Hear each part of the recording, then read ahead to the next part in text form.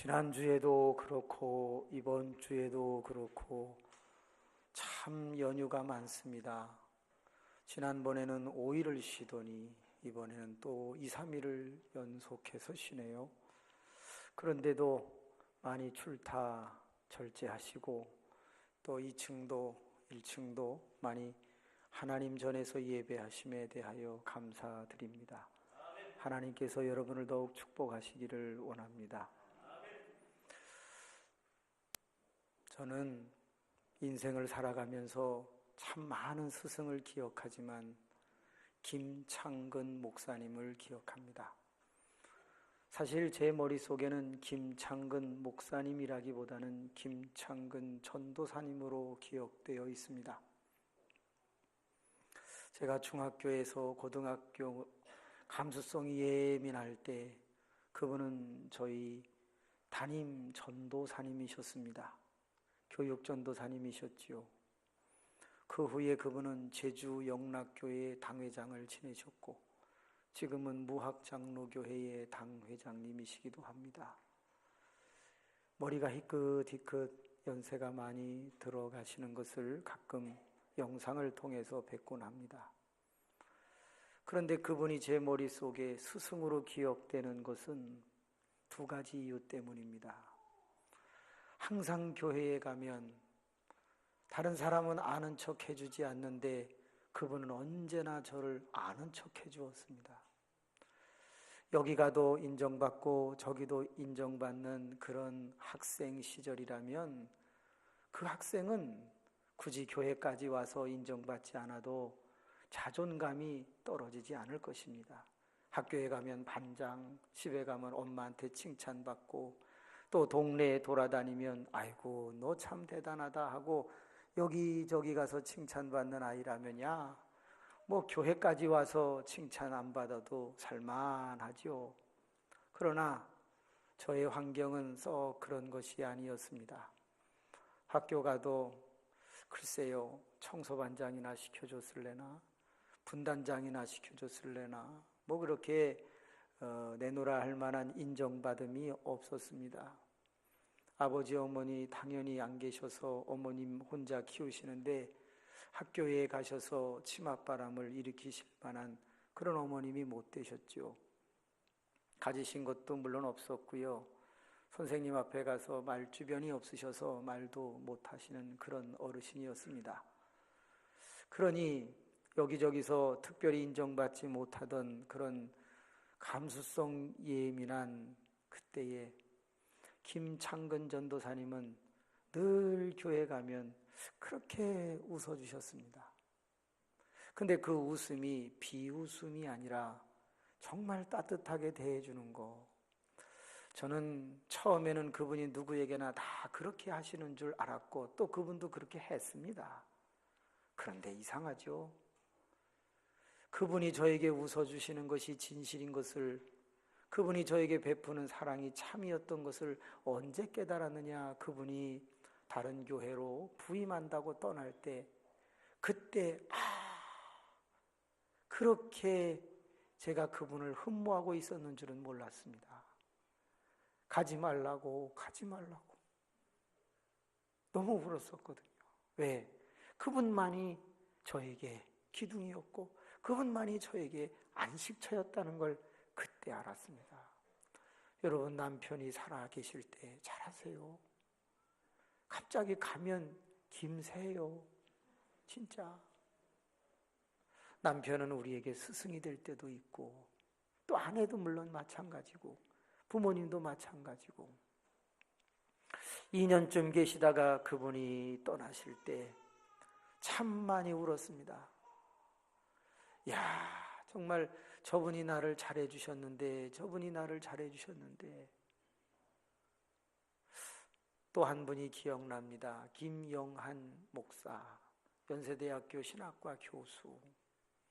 그분은 그 감수성 예민한 학생 때에 친히 토요일날 학생의 모임에 그분이 성경 공부를 가르치셨습니다. 첫째, 전도사님이 안 계셨어요. 왜? 교회가 너무 작아서. 그런데 그분은 어떤 어른에게 가르치세요. 그렇게 하지를 않고 친히 나오셔서 가르칩니다. 칠판을 꺼내놓고 성경을 가르치시는데 학생이 4명 미만입니다. 보통 어르신 같으면 아이 너희들끼리 알아서 놀아라 그러실 수도 있을 터인데 이분은 그러지 않았어요. 칠판을 꺼내놓고 세상에 거기다가 한자어로 초소와 행서를 쓰시기 시작하는데 뭔 글자인지를 모르겠어요. 물론 저도 한문 세대입니다. 그러나 정자체로 쓰면 그저 한 30-40% 알까? 이게 초소나 행서로 세상말로 갈겨 쓴다고 그러죠. 막 쓰시는데 어떻게 보면 문자 같고 어떻게 보면 대자 같고 어떻게 보면 육자 같고 여러분 대, 문, 육 한자로 쓰면 비슷비슷합니다. 약간 대가리가 더 나왔냐 덜 나왔냐 옆으로 빠졌냐 그 차이고 붙었냐 떨어졌냐 그 차이인데 그거를 초소로 행서로 막 흘려 쓰시면 이게 뭔지 몰라요. 근데 그분은 한글을 안 쓰세요. 전부 한자로 그것도 토요일 날 1시간 반에서 2시간을 성경 공부를 시키세요. 그러니 애들이 오겠어요? 거기 오면 곧 지옥을 경험하는데 오겠냐고. 근데 이상해요. 누구 때문에 제가 갔을까요? 그래요. 김창근 전도사님 때문에 갔어요. 그분이 계시니까 갔어요. 그리고 그분은 그 설교 시간이 되면 목사님이 하는 그 성경 공부를 제 뒤에 앉아서 같이 다 들으셨어요. 본인은 신학을 공부했으니까 고개를 끄덕거려 가면서 또 뭐 막 쓰시지만 우리 3명에서 4명은 뻥 쪄가지고 저게 뭐냐. 그런데 이상합니다. 그때부터 저는 한문 성경을 접하게 됐고 그 뒤로 대학생이 됐을 때 한문 성경을 다 읽을 수 있게 되었어요. 근데 한문 성경을 읽으니까 영어 성경도 그렇지만 뜻을 아는데 도움이 많이 돼요.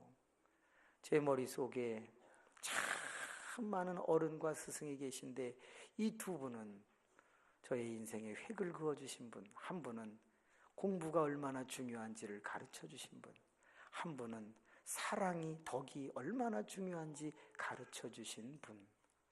제 머릿속에 기억이 나요.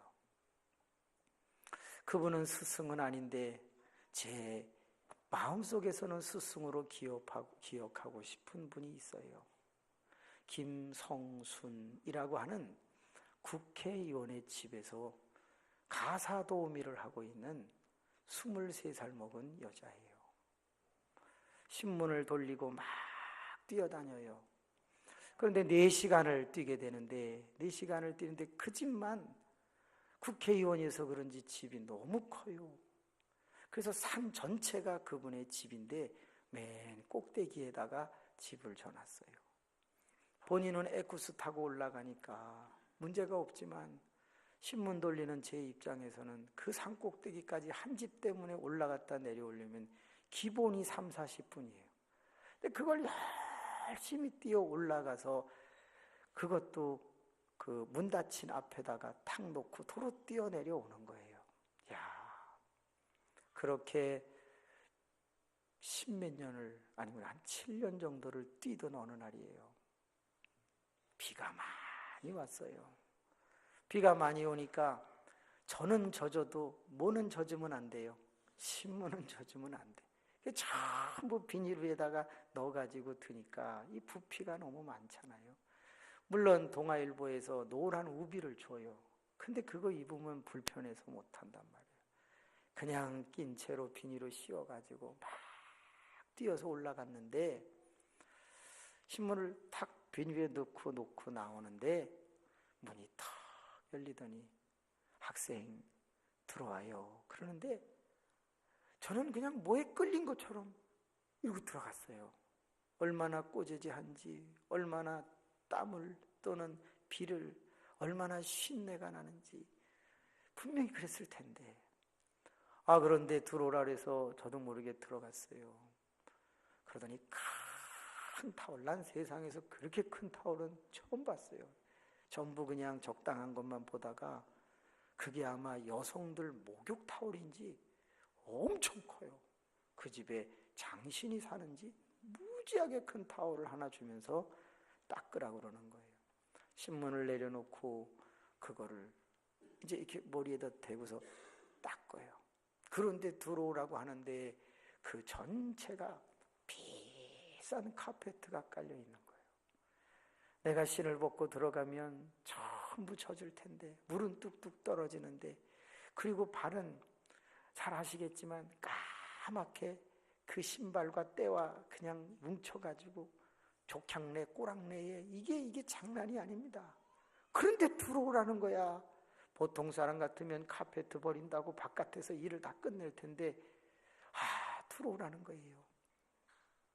신을 벗고 발을 감춰가면서 들어갔습니다. 소파에 앉으래요. 그래서 소파에 앉았지요.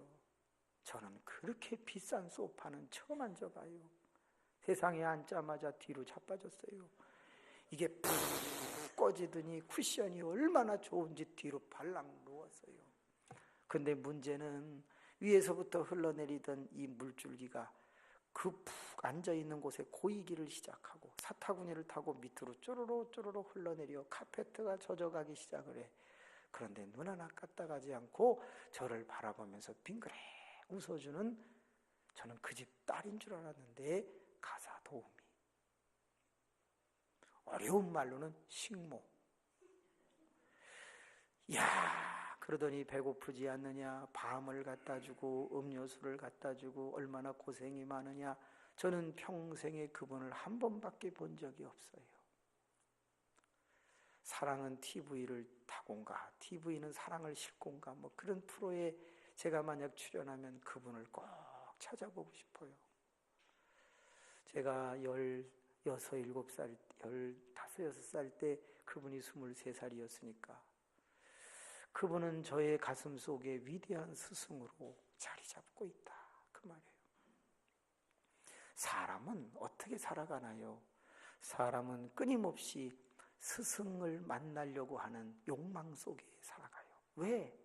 인생이 전부 문제의 연속이거든요.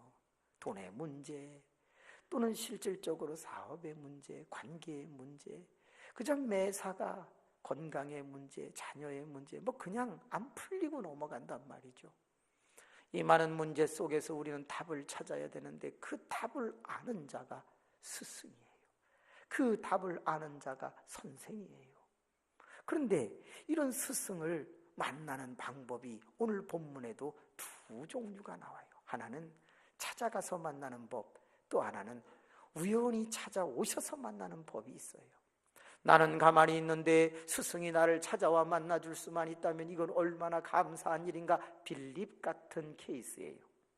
빌립이라고 하는 사람은 왔다 갔다 하고 있는데 그때 주님이 지나가다가 빌립아 나를 따르라 라고 말하면서 어머나 좋은 스승이 한 인생 가운데 찾아오셨다. 감사하죠. 그러나 또 하나는 스승은 나를 찾아오지 않았는데 내가 스승을 찾아가는 예가 있어요. 안드레의 예예요. 세례 요한이라고 하는 사람에게 제자가 많이 있었는데 그 중에 요한, 사도 요한이라는 사람과 또한 안드레라고 하는 두 제자가 세례 요한을 쫓아다니면서 열심히 훈련받고 있던 어느 날 세례 요한 스승께서 이렇게 말합니다. 얘들아, 저기를 봐라. 세상 죄를 지고 가는 하나님의 어린 양이로다. 바꿔 말하면 그는 흥하여야 되겠고 나는 망하여야 할 것이다. 나는 그분의 신들매를 풀었다 묶었다 할 수도 없는 엄청난 분이다. 나는 물로 세례를 주지만 저분은 성령으로 세례를 주시는 분이야. 그러면서 내가 모시는 세례 요한 스승께서 세상에 그렇게 높이고 추앙하는 예수, 세상 죄를 지고 가는 위대한 스승 예수를 소개하자 이 안드레와 사도 요한은 얼른 그래요? 알겠습니다. 그리고는 예수님을 따라갑니다. 세례 요한 자기의 스승의 말을 듣고 사도 요한, 아직 사도가 아직 안 되었던 요한, 그와 안드레는 열심히 예수님을 쫓아갑니다. 저 예수님, 어디 계십니까? 예수님 좀 만나 뵙고 싶습니다.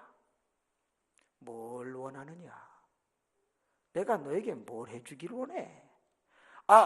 그냥 좀 대화를 좀 나눴으면 좋겠습니다. 제가 세례 요한의 제자거든요. 그래, 가자. 와보라, 내가 있는 곳을.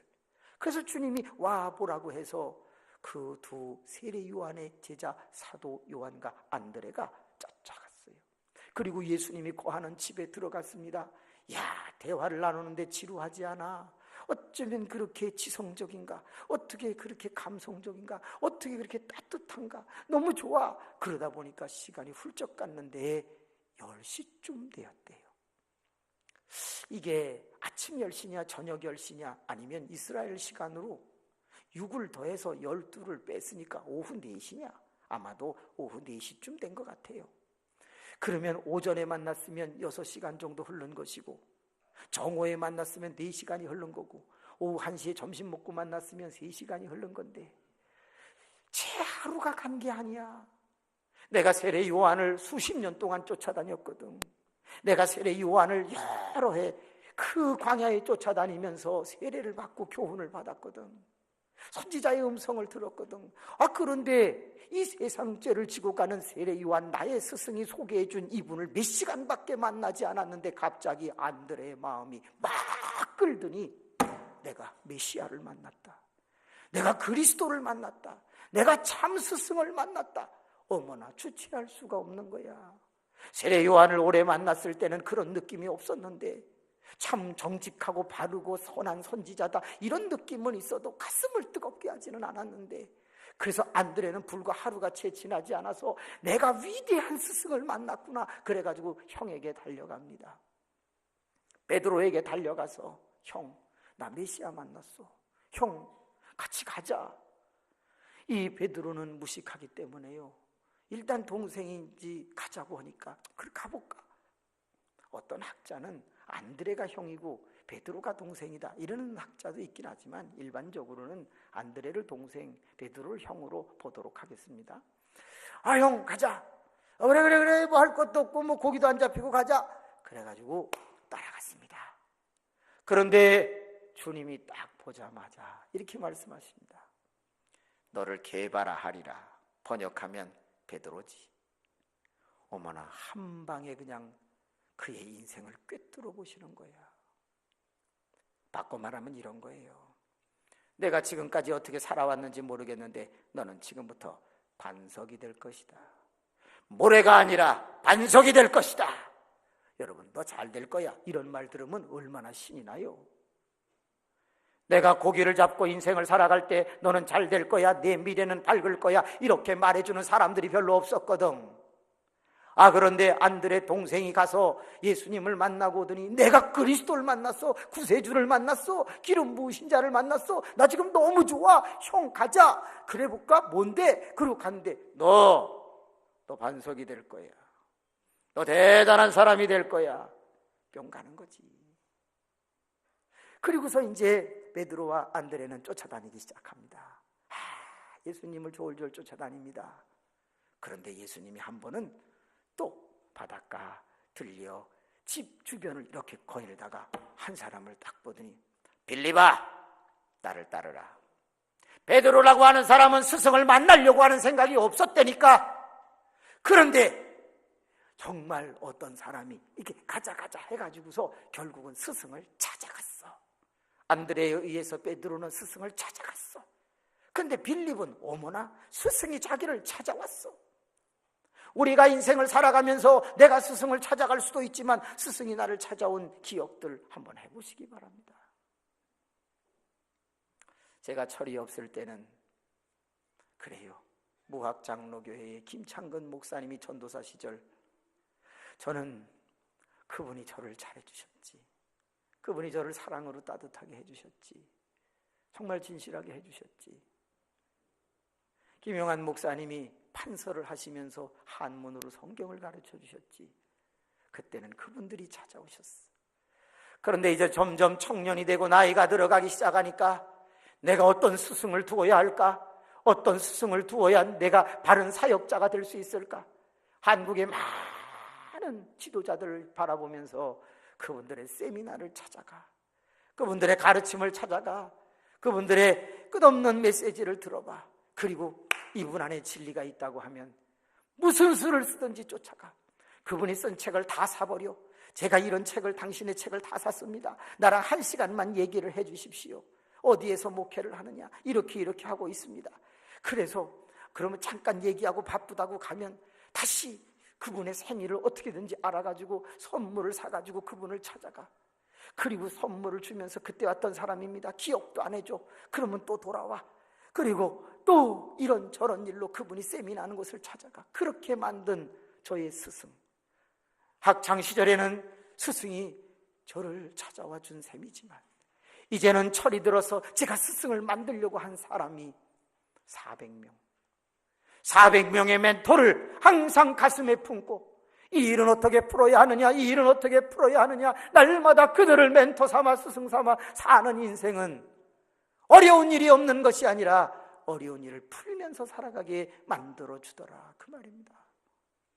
찾아오기도 하고 찾아가기도 하는 그런 우리의 스승 얼마나 주변에 많은가. 빌립은 예수 그리스도가 불렀습니다. 너 내 제자해라, 이리 와. 그래가지고 빌립이 쫓아갔는데 며칠 지났습니까? 오늘 읽은 성경 말씀에 보니까 빌립은 예수를 쫓아가자마자 그냥 말합니다. 내가 그리스도를 만났다. 내가 메시아를, 아까도 그러더니 여기도 그래. 안드레도 그러니 빌립도 그래. 그러더니요, 빌립은 쫓아갑니다. 그리고 친구 나다나에게 가서 말합니다. 야야야, 내가 메시아를 만났다. 어머나, 안드레가 베드로 찾아가듯이 이 빌립도 나다나엘이라는 사람을 찾아가서 야, 내가 메시아를 만났어. 그런데 이 나다나엘은 베드로와 좀 다르게 조금 똑똑합니다. 조금 머리가 있어요. 그러니까 뭐라냐, 야, 나사렛에서 뭐 선한 게 나거냐, 훌륭한 사람 한 번도 난 적이 없다. 그때 똑같이 말합니다. 와보라, 가보자. 그리고 나다나엘을 데리고 갑니다. 그런데 예수님이 베드로에게 너 개발하리라, 너 베드로라, 너 반석이야, 너 잘 될 거야, 이렇게 말한 것처럼요, 딱 나다나엘을 보더니 이스라엘에 이렇게 착한 사람을 내가 본 적이 없다. 이 사람 안에는 간사한 것이 하나도 없다. 그럼 여러분, 간사한 게 없으니까 뭐는 있겠어요? 지혜가 있다는 말이거든. 여러분, 간사함이 없다라는 건 진실하다는 뜻이지만 간사의 반대말은 간교고, 비슷한 말은 간교거든요. 간교의 비슷한 말은 지혜예요. 나쁜 사람에게 쓰면 간교, 간사라고 그러고 좋은 사람에게 쓰면 지혜, 명철이라고 말하거든요. 히브리어를 그렇게 바꾼단 말이에요. 그러니까 이 사람에게 간사함이 없다라는 건 뭐예요? 머리가 좋은데 굴리지 않는다는 거예요. 그러니까 아주 지혜로운 사람이다. 그래서 베드로는 약간 또라이 기질이 있지만 이 나다나엘은요, 지혜로운 거예요. 그 딱 보더니 너 참 착하구나. 네 안에 간사한 게 없네. 아까 나다나엘에서 나사렛에서 뭐 선한 게 나겠느냐? 벌써 똑똑하니까 다 지리적인 걸 다 분석을 하고 말을 했어. 그런데 주님이 오자마자 얘기를 합니다. 너 큰 사람 될 거야, 이렇게 말하지 않고 네 안에 지혜가 있구나, 간사한 게 없구나. 바꿔 말하면 긍정문으로 내 안에 지혜가 있구나. 그걸 어떻게 아시죠? 빌립이 너를 데리고 오기 전에 너 무화과 나무 밑에 있었지? 내가 그때 너를 다 보았어. 이야, 스승이라고 하는 분은 누굽니까? 스승은 어떤 사람이 스승이 되어야 합니까? 우리가 인생을 살아오면서 수없이 많은 어른을 만나고 수없이 많은 지도자를 만나고 수없이 많은 교수와 선생을 만났는데 우리의 기억 속에 남는 진정한 스승은 누굽니까? 이건 중요한 거예요. 안드레 머릿속에, 베드로의 머릿속에, 빌립의 머릿속에, 나다나엘의 머릿속에 왜 예수 그리스도는 스승으로 자리를 잡을 수 있었습니까? 그들이 인생을 살아오면서 30-40년 동안 사는 동안에 얼마나 많은 사람을 만났을 텐데 왜 그들은 머릿속에 기억이 나지 않고 예수는 만난 지 몇 시간 만에 나의 스승이라고 그렇게 고백하고 나의 메시아라고 고백할 수 있었습니까? 스승에는 조건이 있다는 겁니다. 아무나 스승이 되는 것이 아니다는 거예요. 나이가 많아도 스승이 될 수는 있지만, 많이 배워도 스승이 될 수는 있지만, 여러분 지혜로우면 스승이 될 수는 있지만, 그렇다고 스승이 되는 것은 아니고, 참 스승은 조건이 있다는 거예요. 그 조건의 첫 번째가 뭐예요? 예수님을 가만히 보세요. 세상 죄를 지고 가는 하나님의 어린 양이도다. 세상 죄를 지고 가라고 누가 얘기했어요? 성부 하나님이 얘기했어요. 바꿔 말하면 스승은 하나님이 기름 부어서 하나님이 소명을 주는 거예요. 네가 스승이 되라. 그렇게 되는 거예요.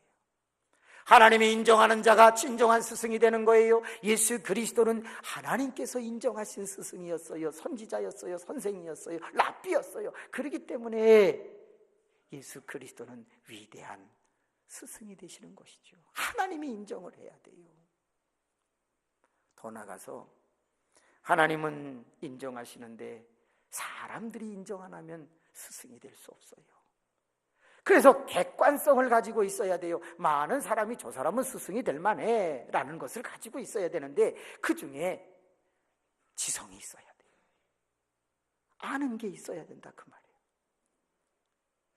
아는 게 있어야 가르치고, 아는 것이 있어야 답을 제시하고, 아는 것이 있어야 도와줄 거 아닙니까? 인생의 허구 많은 문제를 풀 수 있는 지혜가 있어야 되지 않겠어요? 그런데 그걸 가리기가 어려우니까 우리가 살고 있는 세상은 정규 코스라는 게 있는 거예요.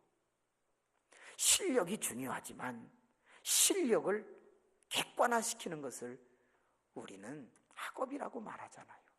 자격증이라고 말하잖아요. 그래서 졸업장이 필요하고, 그래서 면허증이 필요하고, 그리고 수료증이 필요하고, 그런 거예요. 제가 전도를 좀 많이 하고 싶어가지고 침수를 배웠어요. 그래서 제 몸 136군데에 대침부터 작은 침을 다 찔러봤어요. 잘 찌르면 안 아픈데 잘못 찌르면 더럽게 아파요. 침을 다 찔러봤어요. 그 다음에 뭘 해봤냐면, 이거 하면 전도할 때 좋겠다 해서 스포츠 마사지 자격증을 땄어요. 혹시 뭉치신 분은 저한테 오지 말고 여기 5만 원짜리로 가시기 바랍니다. 전 바빠요. 근데 돈이 없어서 꼭 하셔야 되겠다 하는 분은 예약하고 오세요. 그러면 잘 해드릴게요. 신상년이라고 하는 사람이 일을 하다가 허리를 다쳤어요. 그런데 여기저기 가서도 잘 치료가 되지를 않았어요. 그러면서 목사님 기도해 주세요 하고 오셨어요. 그때 제 나이가 아마 40대 초반이었던 것 같아요. 그래서 지금 고쳐드려요, 나중에 고쳐드려요, 건방지게 또 제가 그렇게 얘기를 했어요. 그랬더니 지금 치료해 주시면 좋지요. 그래서 그럼 자빠지세요. 그래가지고 그분을 눕혔어요. 남자니까. 그리고 다른 분들이 목사님이 뭘 어떻게 하려고 그러냐, 제가 지금부터 발로 밟을 테니까 아프시면 얘기하세요.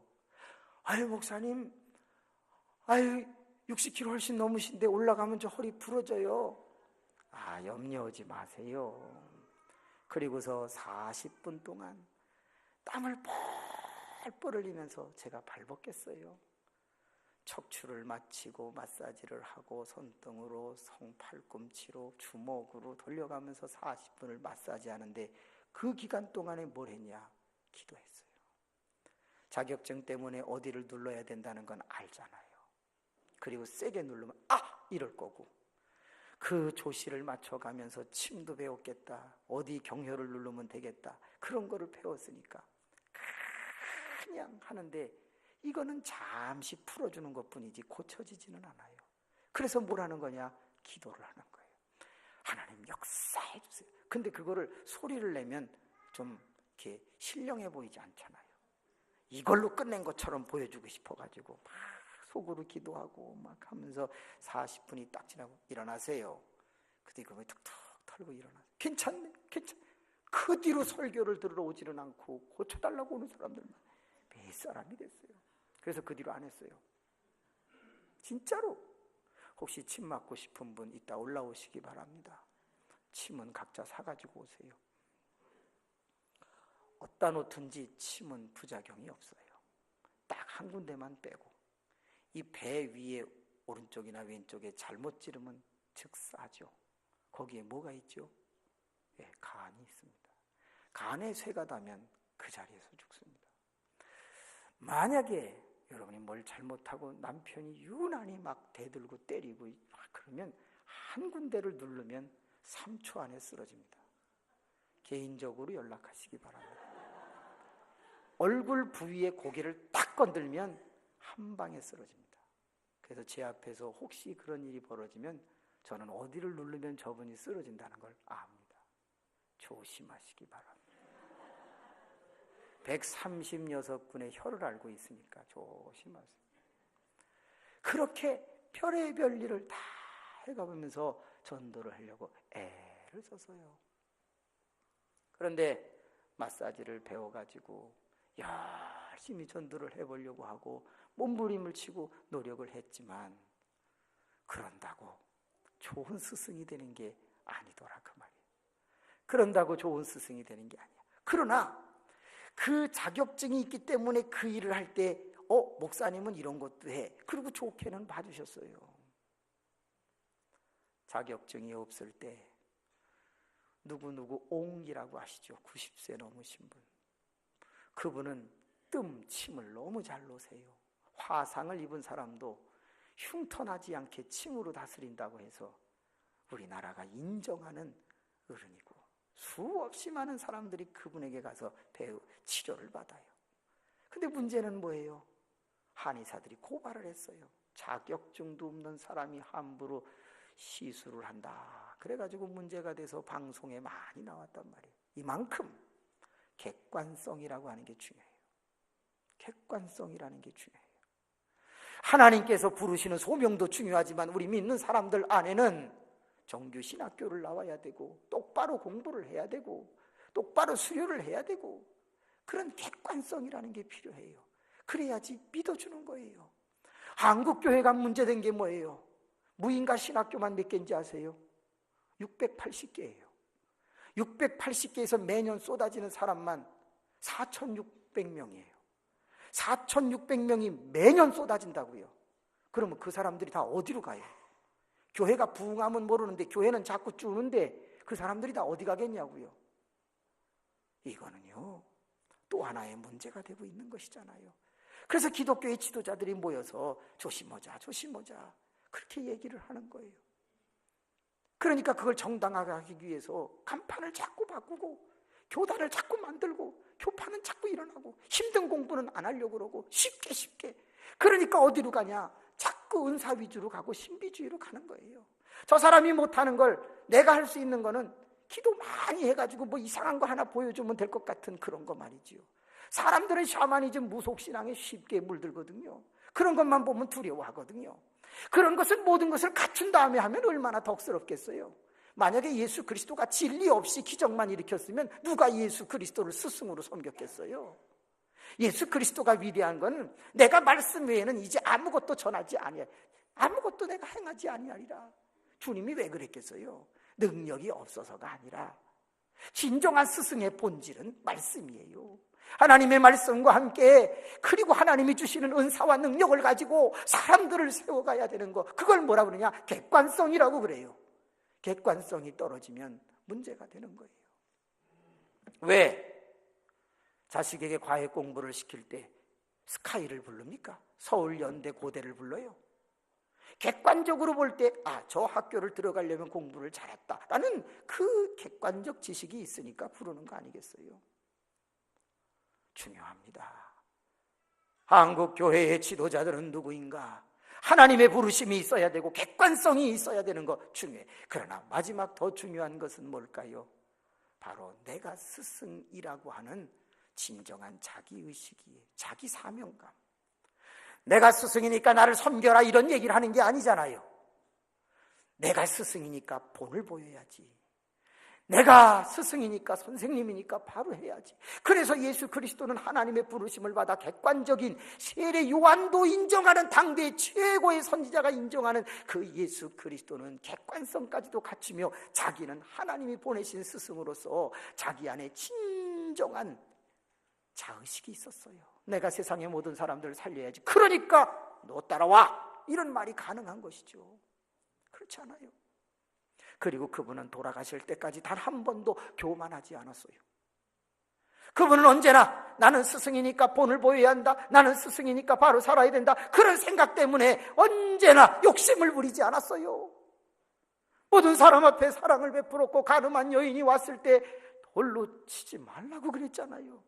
죄 없는 자가 돌로 치라고 그랬잖아요. 나도 안 치는데 너희들이 치겠느냐고 그랬잖아요. 그분은 사랑으로 본을 보였기 때문에, 그분은 지식으로 본을 보였기 때문에, 그분은 놀라운 영성으로 보였기 때문에, 과거와 현재와 미래의 모든 것들을 항상 보여주었기 때문에 그가 돌아가시기 전까지 수만 명이 때마다 일마다 그를 향하여 모여들었던 것이 아닌가.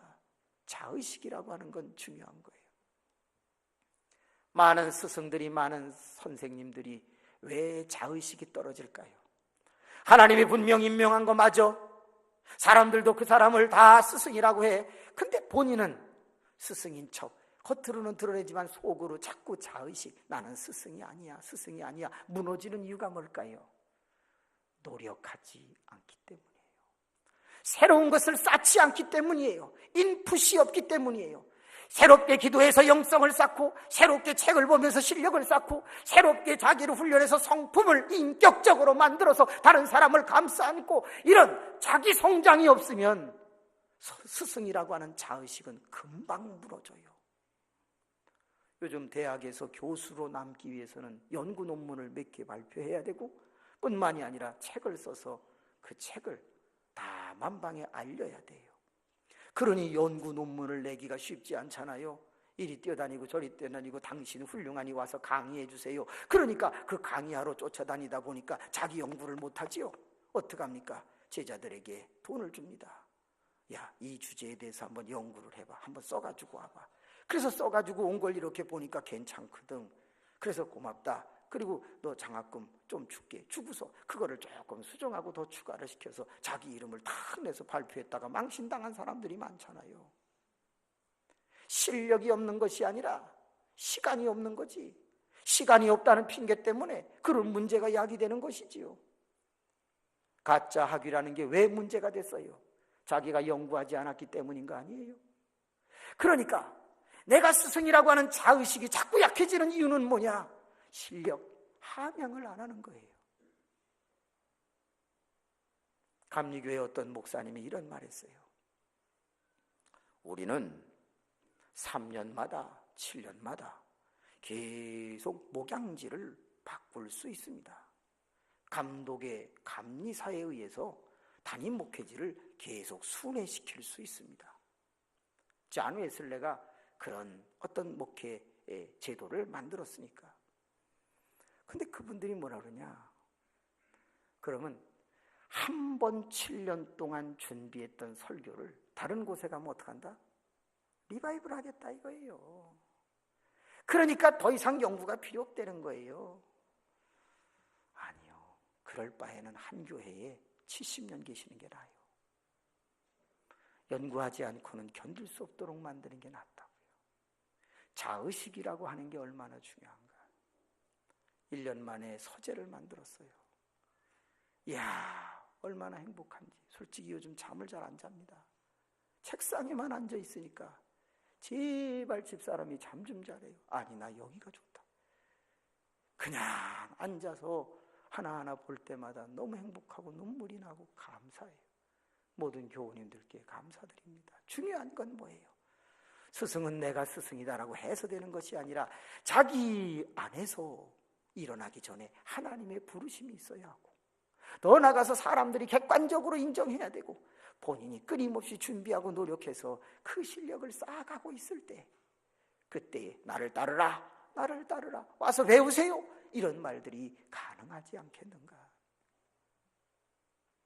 가만히 스승의 날이 다가오면서 생각해 봤어요. 대학교에서, 대학원에서 가르친 제자가 5,000명 정도 돼요. 스승의 날이 됐는데 과연 제대로 가르쳤으면 누가 올까? 어제 딱 한 명 왔어요. 노남경 목사. 노남경이라서 그런지 난을 하나 사가지고 왔어요. 5,000원짜리 10개를 가지고 왔어요. 제가 그거를 받으면서 물었어요.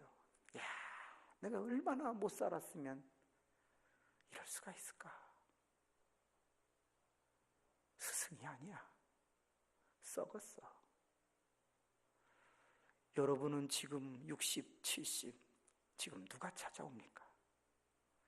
여러분은 인생을 살았는데 누가 전화하고 누가 문자하며 당신은 나의 인생의 터닝포인트 전환점을 마련해 주신 나의 위대한 스승이었습니다. 누가 옵니까?